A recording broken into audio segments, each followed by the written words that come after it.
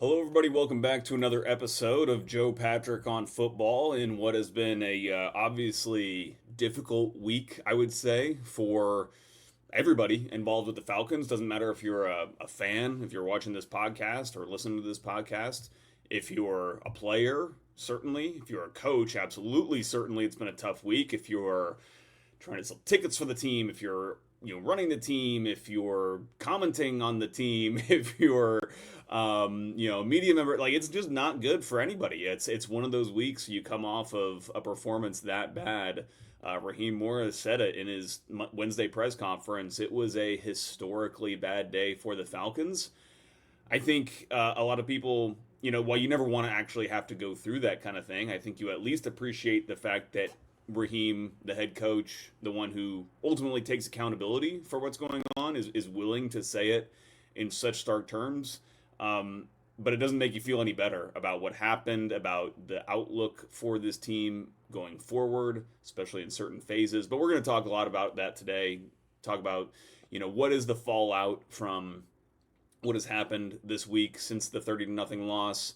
We've talked about it a little bit already this week with regards to Ike Hilliard, but we got some more context from Raheem Morris on that, and I'll kind of give you my opinion on what I think that move meant and what it will mean going forward for the team. We obviously heard from Michael Penix and Zach Robinson as well yesterday, and I think that my thoughts on what happened on Sunday may have moderated a bit, not in terms of how bad it was, in terms of how egregious of performance it was, and how much it really kind of tarnishes, I think, what the Falcons have been building on offense to this point, especially with Michael Penix. But I think I've just kind of, I guess I feel a little bit differently as to, I hate to say like where the blame lies, but frankly, where the blame lies for like why the team put up such a stinker of a performance in that game. So we'll talk a little bit about that. I'll just kind of ramble about it, I guess. But first of all, I did just want to say, just kind of to level set, kind of take you guys inside baseball, give you guys a little bit of a, what's the feeling on the ground at Flowery Branch, because I was up there on Wednesday, and I will say, there was a different air in the building. I think there has to be. There always is. There always is after a loss. Like, honestly, anytime you lose a game in the NFL, it's so competitive. You don't have that many opportunities to lose before you are eliminated. And when you are eliminated, that means drastic action happens to correct the errors that occurred during the offseason. So whenever you lose, it's always a problem. It's always going to spark a sense of urgency, I think. As much as players and coaches will say, we have a sense of urgency in every game. And I'm not saying that they don't, but I think that it's just natural human reaction for when something goes poorly to have an urgency to correct that. And then obviously when things go as poorly as they did on Sunday, there's a different level to it. It's not just about we need to get this result right. It's about we need to frankly restore our reputations. We need to restore the confidence that fans have in watching us put a product on the field. On top of thinking about some more serious things like your job, your career, and that's whether you're a player, that's whether you're a coach. And when the head coach makes a move like firing the wide receivers coach after the third week of the season, I think that that puts a lot of that kind of in concrete. It kind of calcifies that feeling of we need to get right or there's going to be serious consequences. And you do wonder if that is a reason in making a move as drastic as firing a coach, a position coach like Ike Hilliard, although we'll talk about that in a little bit. But I do just want to say, like I talked to players, coaches, I talked to some senior officials with the Falcons yesterday, and you just sense it from everybody that there is not just a level of seriousness, because again, I don't want to say that they're unserious and at other times, but there is a certain looseness that you have when you feel confident and you feel like you are going to put out that product that you're confident that you have. And I think maybe now there's a little bit less certainty that they have that, and therefore there's more of a we need to like kind of get down to business here. I think also there's just frankly, and there's no better way to say it, but I think that there is a level of embarrassment that's held. If you're the head coach and you're responsible for the product, that goes out there between the lines and you get smoked the way you did against Carolina and in an embarrassing fashion, not just with I want to say, like, I was going to say players getting beat. I don't know, like, there weren't even that many players losing their one on ones, it felt like. But it's harder to say offensively, when receivers are maybe losing their one on ones and then they don't get the ball. Maybe that's less noticeable. But I'm thinking about just up front, it felt like the physicality from the team was generally there. It didn't feel embarrassing in that way. But when you do have things like, having to call a timeout so that you don't take a delay game and then you get a delay of game coming out of that timeout for the second week in a row. I'll reiterate that. I mean, that's an embarrassing feeling for something like that to happen. Now, there are reasons for it, but you even sense the sheepishness in the coaches for not even wanting to kind of acknowledge that there was these reasons, whether it be a headset or a loud environment, whatever it is, because ultimately doesn't make you feel any better, and it doesn't erase the fact that it did happen, it did affect the team, and it's ultimately evidence of just the poor performance that was out there that contributed to such a bad loss. And they've taken actions to correct that, and that kind of goes into what I would also call like this sense of urgency that's in the building right now, which is when you come off of that loss, you feel like you have to make moves. So they fired the wide receivers coach. That is a move, and again, we'll talk about that in just a second. That's going to be up next. But I think even more importantly, maybe more evidence of this is moving Zach Robinson down to the field as a way to clearly say, okay, we had this problem with communication 2 weeks in a row where we could not get our play call in properly to the quarterback, and the quarterback could then not transmit it to the team in time in order to run that play. So how do we deconstruct this and correct it so that we don't have these problems? And okay, maybe there was something that was out of your hands with regards to the radio going out, but there's still ways that you can get around that. There are still ways that you can kind of create a buffer for yourself, and so that if the radio goes out in the future, which it very well could, there's nothing to say that the radio couldn't malfunction again. How do we make sure that we're not in this embarrassing situation again? And one of those ways is that you move Zach Robinson from the booth down to the field so that he is able to, hand signal or just you literally yell, do whatever it takes to make sure that the play calls are getting into the quarterback. And I think that there's other benefits of Zach Robinson moving to the field. First of all, I think a lot of people, just because since he's come to the Falcons and been the play caller here and the offensive coordinator, he's been solely in the booth, but when he was with the Rams, he was on the sideline the entire time as the quarterback's coach, as the assistant quarterback's coach, having that dialogue with the quarterback, being able to understand from them, be able to look in their eyes, touch them, which it sounds weird, but I think that there is something in humans that when you have that tactile interaction, it transmits something, almost like spiritually, almost. But I think that there is something to improve communications when you are just in front of a person like that and able to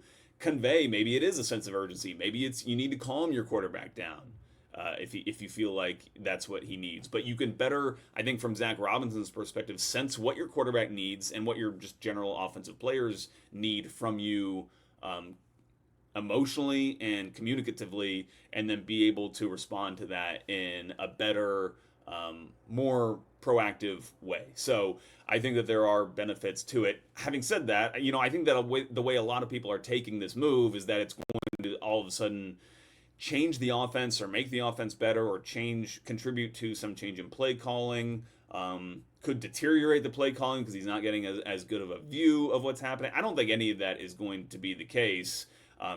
When they call plays, when they're looking, evaluating the team in practice, they're doing it from the field level. I don't think that any of that is necessarily going to change. Now, I do think that there will be changes with regards to the play calling and the scheme based upon what has happened in the previous games, but I don't think that the move down to the field has anything to do with that. I think that that is all about communication, making sure guys are on the same page. And listen, for a quarterback who will be going into his, seventh start in the NFL this week, probably a pretty good reason to have his main coach that he's relying upon to be there for him, like in person, so that he can, they can have those kinds of dialogues that they need to have on the sideline to put themselves in the best position to win. So, with that out of the way, but I again, ultimately, I'm kind of on a sidetrack now, just to say that that is like a measure or evidence of the urgency that I feel like this coaching staff now feels like they're under, and Raheem Morris, frankly, feels like they're under at this point in time. And we'll talk a little bit more about this after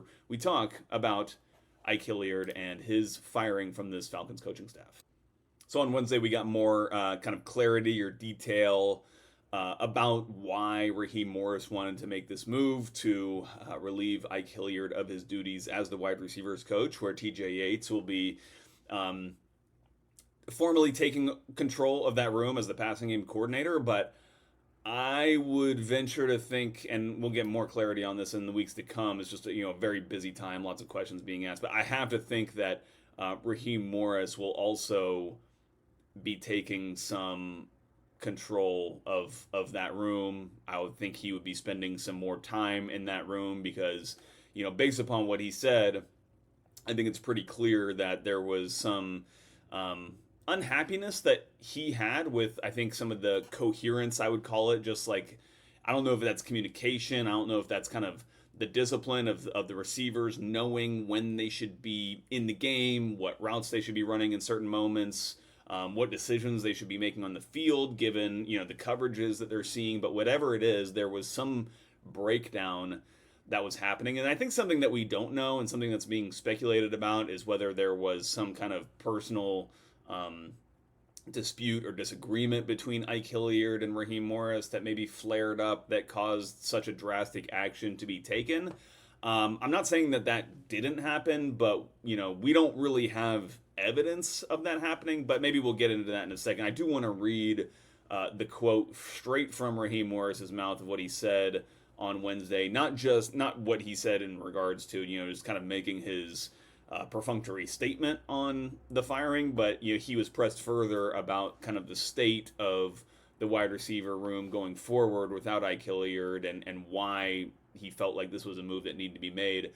So I'm going to recite that right now. So here is the quote, Raheem Morris quote, "I'm going to say I went in a different direction. I wanted to handle those things the right way. I wanted to be able to go into that room and present to those guys the right way to get the things that we want to get done.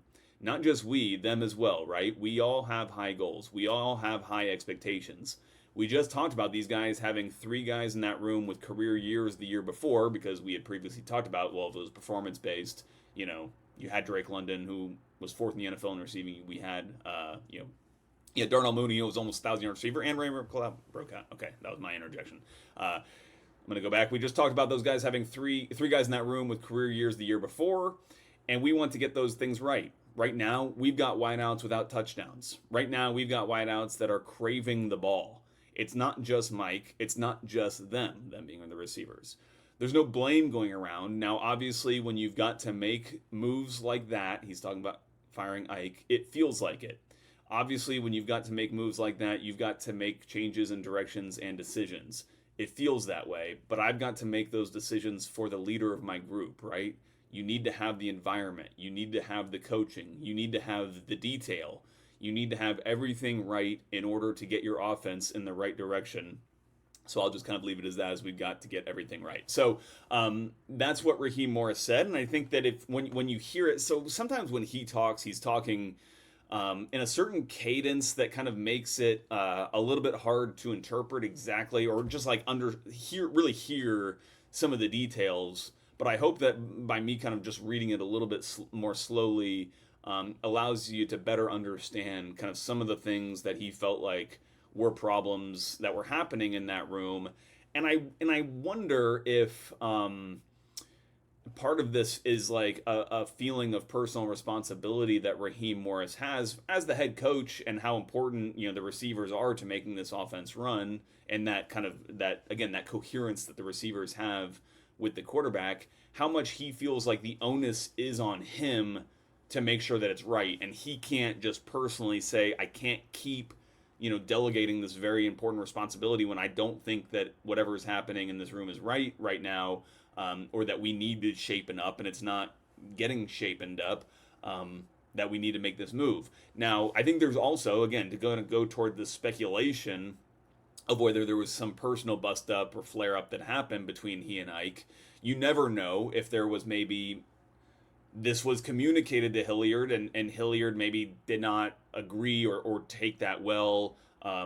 Whatever it may have been, who knows? That could have like been a dynamic of the situation that maybe inflamed some things that led to such a drastic action being taken instead of maybe just saying, okay, we're not going to make any moves right now, but behind the scenes, Raheem Morris, am going to come into that room and going to run things a little bit more how I want them to be run, or whatever it is. And maybe that was an issue potentially. I'm just totally speculating here, but the reason why I am just like taking that moment to kind of like wonder if that is the case is because I put this tweet or this quote out from Raheem Morris, and it was getting a lot of pickup, and I even noticed like actually a friend notified me last night, like Ocho Cinco, Chad Johnson quote tweeted it and was like with like an angry face, and it just feels like they're from people who understand football, people who have been involved in football, people who have like Chad Johnson who have been in these rooms and understand the dynamics of how things work. There still seems to be a little bit of a this doesn't fully make sense. Why, again, I think why you would make a move this drastic this early in the season. So I think this is just one of those things. We are literally 3 days off of this news having occurred, and so I think that over time we will start to understand a little bit more of the reasons why it happened. And there's going to be further things that happen, I'm sure, with regards to this coaching staff. Maybe you hope that it doesn't happen, because the maybe the fewer changes that happen from this point forward means that things are starting to work well and there's not really a reason to change. But I do think that even if things don't change, we're going to understand more about Raheem Morris's role with regards to trying to sort this out and get these guys on the right page. TJ Yates, frankly, moving from the passing game coordinator to the wide receivers coach, and what exactly that means for his responsibility. And, we will be able to evaluate more of Michael Penix and see if the situation improves where he's able to hit some of these receivers when they're out on their routes. And we'll talk a little bit more about that. Okay, so now it's time to talk about Michael Penix and his role in Sunday's debacle. And this is where, when I was introducing the pod off the top of the show, I was saying that, maybe my thoughts have changed a little bit, or I've just been able to kind of reflect on some things, and having been able to hear, obviously, from some players and coaches and whatever. And I think, like, there's more kind of, like, again, you hate to see just blame. Like there's, it's because whenever you say that, it's like, oh, you're putting it on one person. It's never on one person. You could even say, like, for as much of the defense is kind of not getting blamed at all for what happened, and rightfully so. They could have, they could have been better in certain respects. They could have gotten to the passer with 4, considering Carolina's injuries up front with playing a new center and guard in that game. They could have done better. So everybody can do better, but Michael Penix, I think this was a learning game for him. And again, we talked a little bit about this in some of the instant reaction and then the following show, but to me, it was concerning to see, like, it felt like he, over the course of the game, was getting more and more frustrated and kind of, and I think that was showing in some of the fundamentals of playing the position, the footwork, kind of being pointed, having his shoulders aligned with the receivers he was throwing at. Even from the get-go, frankly, from the beginning of the game, he like had this kind of sidearm baseball sling to Drake London on the side, which picked up 10 yards. It was a first down. But it was not a fundamentally sound approach to throwing the football. And it's just, when it's not fundamentally sound, it's not sustainable. Like, you can have the off throw that is complete, and maybe, if you are special, if you're gifted like Patrick Mahomes, you can probably get away with that kind of thing more than most. But even like I feel like this happens so much with the Patrick Mahomes conversation. Patrick Mahomes has great fundamentals as well, and it's not like every throw that he's making is some creative, wacky sidearm, throwing off, with a contorted body away from the receiver. Like, he does that from time to time for sure.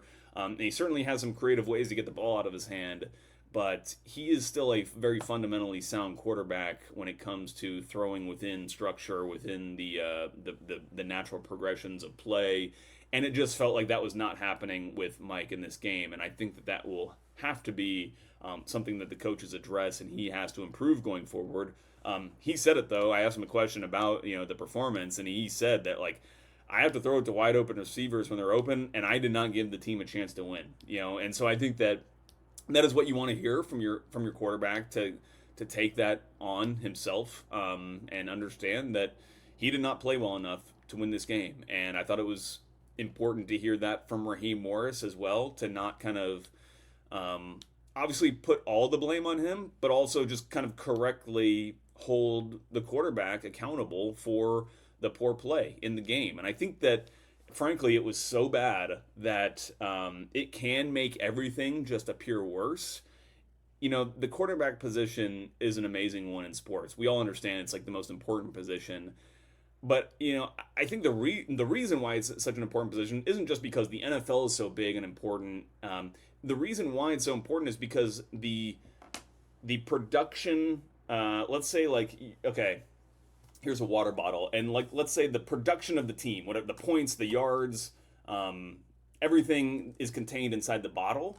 And the quarterback position is the neck, and it's like the smaller that neck gets, that would be like the worse quarterback play you get, the less can fit in the rest of this bottle. And so the better the quarterback play is, the more you can kind of get in there and over the course of a game. And ultimately, I thought that the quarterback play was so poor, it just made for nothing really getting in that damn bottle, and it reflecting poorly on everybody. Now, I think that Zach Robinson also has some issues that he's got to look at with regards to the scheme and how he goes forward. But I think that we really have to start with the quarterback play just being that bad. And you hope that it is, just a rookie issue. Obviously, Mike's not a rookie, but he is making his seventh start. And I do wonder if it has to even do with just the mentality going into the game, kind of feeling like you're on top of the world after you have this big, Sunday night win. Even though the offense didn't perform necessarily well in that game, I think that there was just such an air of confidence in the team throughout the week that week that maybe he felt a little bit too comfortable going into that game. And I think that maybe, let's say that that's true, that Mike, that it was maybe an overconfidence issue, or a just not being tight enough in some of the details issue going into that game.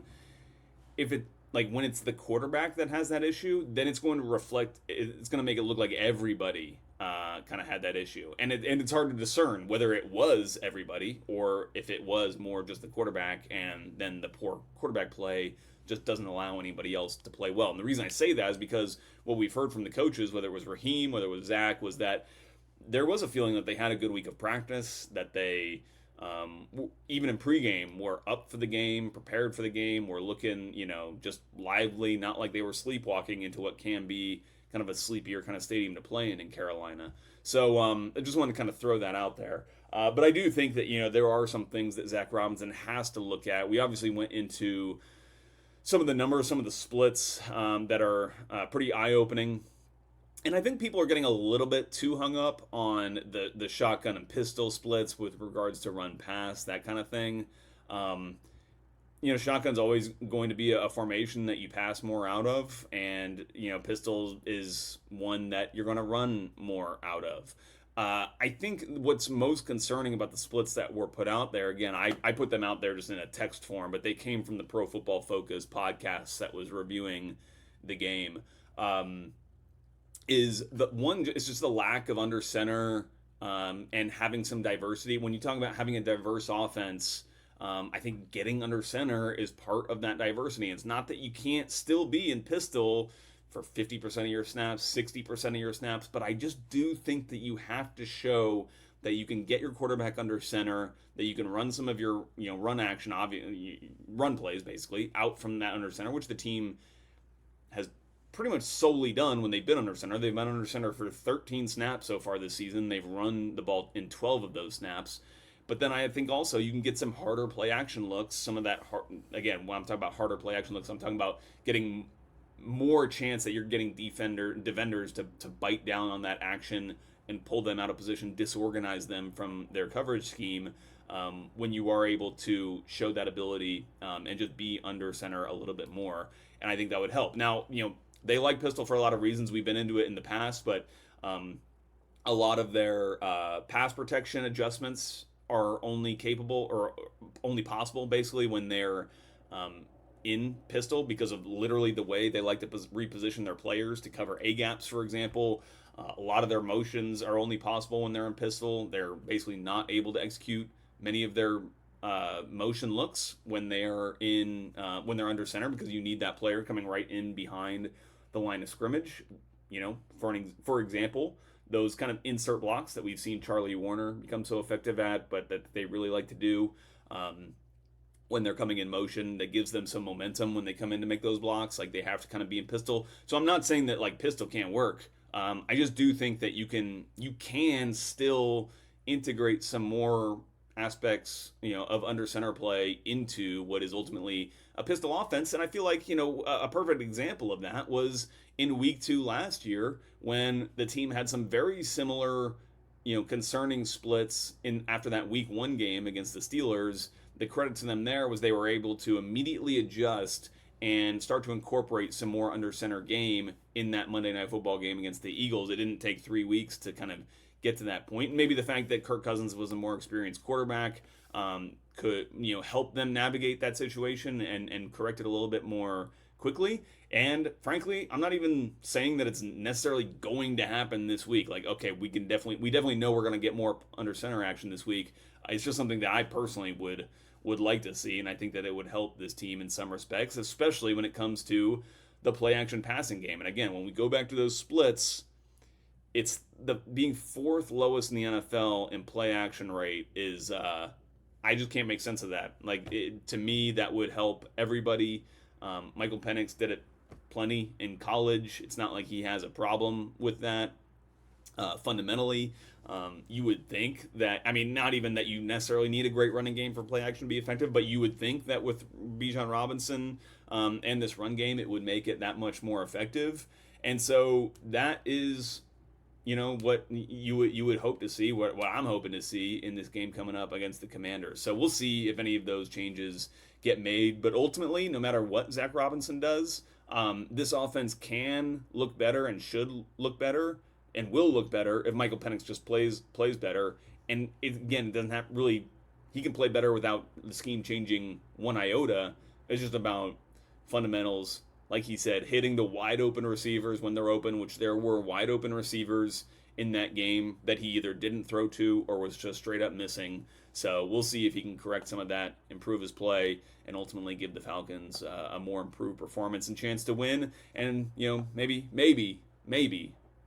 we get a wide receiver or a tight end scoring catching a touchdown pass on Sunday against the Commanders. So we'll see. We'll have more kind of keys to the game and predictions in one more podcast before we get out of here for the week. And again, thank you guys for listening. You can watch the show on 92.9 The Game's YouTube channel. It's Joe Patrick on football. That's where they appear in video form. If you're watching this in video form and you want to get us on podcast, just search Joe Patrick on football wherever you get your podcasts. And I would also shout out on Sundays before the game, you can hear myself. I'll be on with Sam Crenshaw this week. Andy Bunker's out. Normally I'm on with Andy Bunker on the Wade Ford Tailgate Show. That's like 4 hours to 2 hours before the game. We lead into the pregame show, so you can catch us there before every Falcons game, home or away. And that will be the case 9 a.m. this Sunday.